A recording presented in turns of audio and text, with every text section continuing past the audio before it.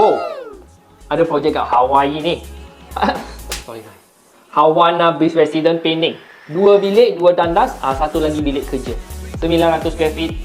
Perlu berapa budget? Ada fans kita dari Penang tanya. Okay, hari ini berdua nak share. Okay, macam mana kita nak buat budget untuk kondo ataupun untuk unit.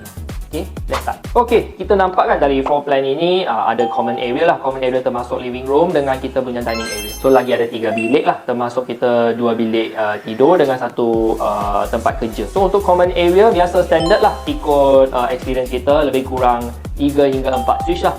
Okay, untuk kontrol lampu kipas kita. So tambah lagi 1 IR controller. So aircon, TV siap jadi smart jugalah. Okay, so bilik 3 bilik. So kita buat setting yang standard juga. 1 switch lah yang 3 gang. So maksudnya 2 gang untuk lampu, 1 gang untuk kipas. So IR untuk kontrol aircon lah. So 3 bilik kita buat 3 set. Okay, 2 toilet kita letak 1 gang. Lepas tu masuk lagi motion sensor. So kita boleh buat automation dari sana lah. So bila masuk tandas, lampu akan mudah automatic lah. So tak payah nak pergi usik-usik switch lagi dekat sini.